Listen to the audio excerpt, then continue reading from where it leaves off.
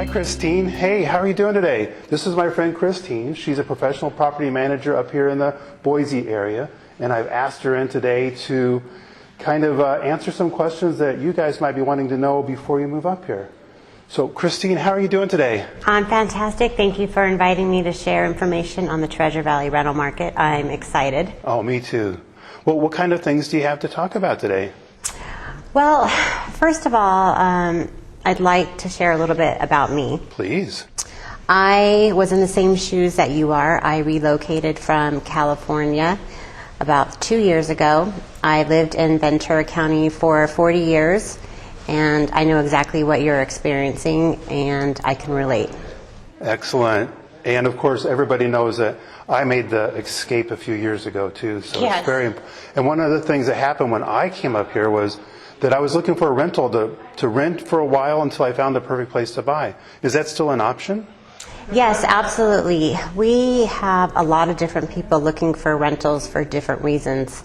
Sometimes someone's waiting for a house to be built.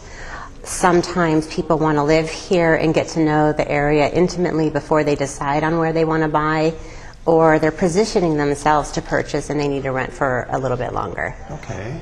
Excellent. So there's rentals available, or? Yes, there are rentals available, but I want people to understand that the rental market here is going to be different than probably what you're used to in California. Because of our rapid growth, it's really unique right now. There is a high demand for housing, especially during the summer months. Mm-hmm. What happens is it's actually an ideal time for everybody to move. Okay. The weather's ideal.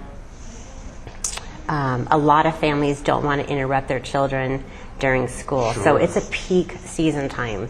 So what that means to you is you can expect to pay a little bit elevated rents. Okay. Also, most likely, you're going to end up signing a lease before you even get a chance to tour the property because the demand is so high. Okay.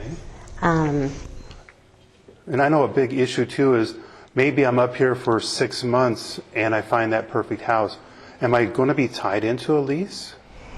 Yes, there are going to be short-term leases available and long-term leases available. The owners know what's going on in the market out here, and so what you can expect with a short-term lease is to pay a slightly higher amount in rent because it's a shorter time frame, but they're also willing to work with you too. And a lot of times you can go month to month after that because they're well aware that you're looking for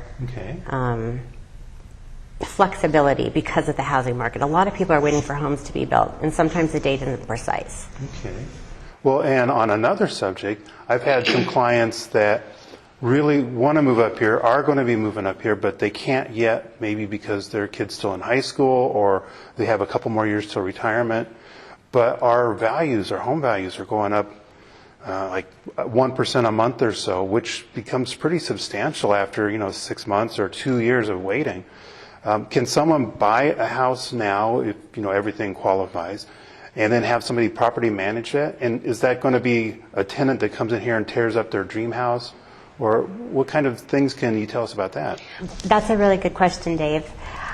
I'd like to share a personal experience. Okay. I moved here in January of 2018.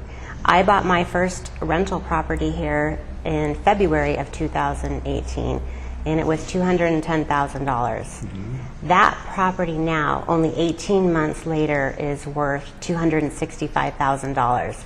So I made a gain of $55,000 in 18 months because of our double-digit growth in our home values here. So if somebody waits a year and a half, they'd be paying about that much more. Yes, I believe if you can think outside the box and find creative ways to purchase now, even though you can't move for 2 or 3 years, you're going to be thinking your future self that you made that decision. Let me ask you this. So if I'm in California and I'm going to put this big investment up in another state completely, and I'm not going to be able to drive by and check it out, can I expect a property manager to make sure my home's going to be safe? Yes, absolutely. Part of our responsibilities as a property manager is not only to market the property, but the key is in tenant screening. We do thorough background checks. We vet all of our tenants. We check for credit. We check for rental evictions. They have to qualify just like as if they're qualifying to purchase a home. Okay. We also do quarterly drive-bys. We do 2 annual home inspections every year. We really care about your house, and we want to increase your return on investment and minimize your risk. And that's what we specialize in. And I can say I've got 2 clients right now that have done just that, and it has worked out absolutely fabulous for them. And when they get to move up here in another year or so, they've got a great house, and they don't have to worry about, what's the market doing? Am I priced out yet? Yeah, what's so exciting about buying an investment property now, you're setting yourself up for success because you're creating options for your future self. If you know you're going to move here in 2 or 3 years, like your kids are going to be graduating, or you don't want to disrupt their school schedule, or maybe you're waiting for retirement, you probably are better off qualifying right now because interest rates are low. You're making good money probably out of state. So now's the time to get in on the market so you can experience that double-digit growth. And then when you come here, you can move into your own rental home. Then you can decide, hey, in 3 years, I made $100,000 in equity. What do I want to do with that? Do I want to keep it as a rental? Do I want to leverage that and purchase a house that I really want? Your dream house. Yes, you can live in there while you wait for your house to be built. It's giving you options. And you're going to be making money. And you're still going to keep your life in California. But this money now is going to be working for you to make your future even better. That is so good. Well, and on a third subject, kind of related, what if I'm an investor out of state, say in California? Is it a good idea to come up here and buy rental units to invest in and maybe make some money? Well, what's going on with California right now, especially with the politics and tenant rights, there is a lot of bad feelings about what's happening to property investors. And they are looking to get out of California just as much as people are looking to move out of California. Okay. So they can do a 1031 exchange and transfer up here and get into a market where we are experiencing double-digit growth and not have any tax consequence because of that.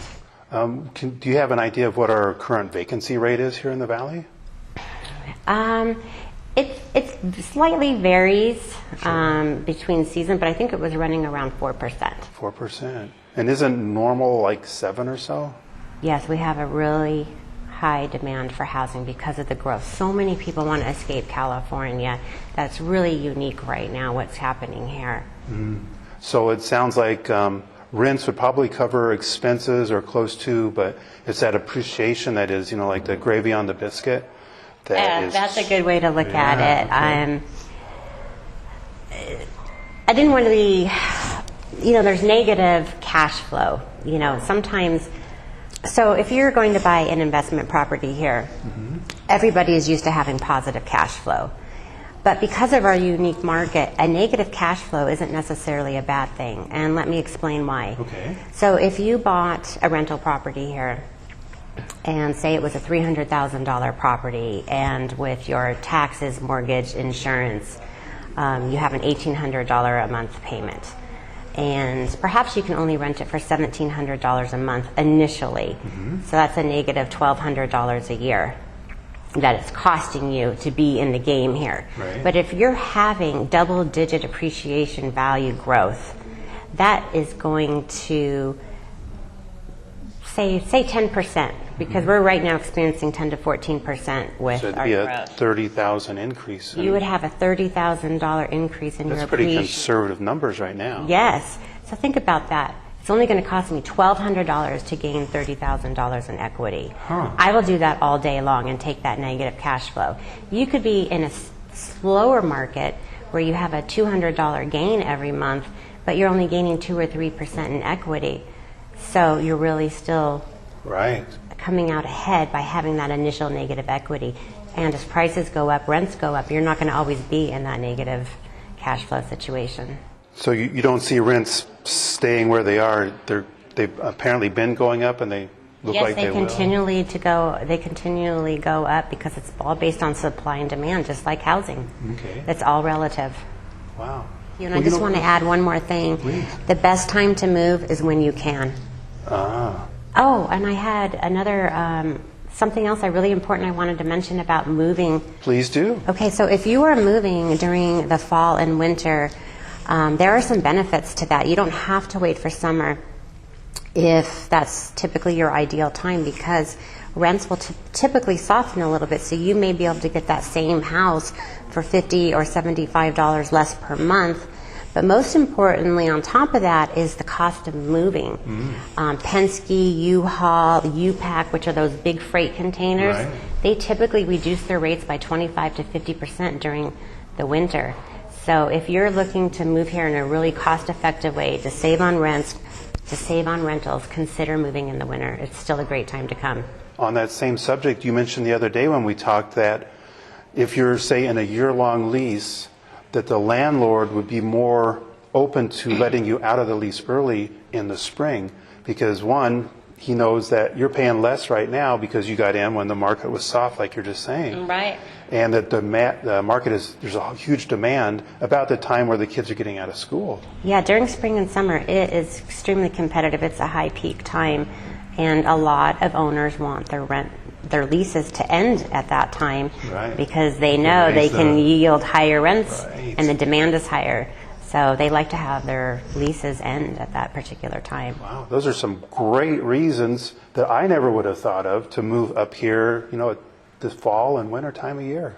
And also, I have some more advice for you if you know you're going to be moving here and renting. Set yourself up by success by calling a couple property management companies here in the Treasure Valley. Form a relationship with them. Let them know what you're looking for, what the square footage is, what your time frame is, and know what the rental criteria is in advance. Because you want to prepare yourself now so there's no hidden surprises. If there's something on your credit report, that's the last thing you want to do, is be moving here and find out there's something on there you had no idea about, even fraud. So address it now. Plan for success. And welcome to Idaho. Absolutely. A couple ex-Californians here telling you that, it is pretty nice here, isn't it? Yeah, I won't go back. So just on that subject, how do you find, Idahoans up here? Were they like flipping you off when you go down the road with your California plates, or? That's a really funny question. That did happen to me. No way. Yes, it did.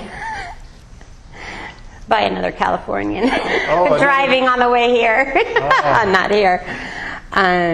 But people are pretty friendly? People are very friendly and welcoming, and you'll find that half the people you meet are from California.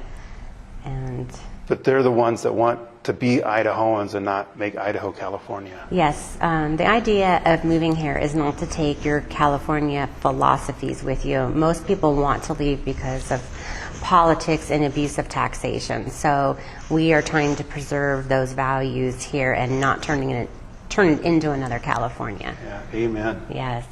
All right. Well, thank you so much, Christine. I have so enjoyed this. Me too. I'm Thank looking you. forward to doing it again. All right. Thank you. I appreciate it. You take care.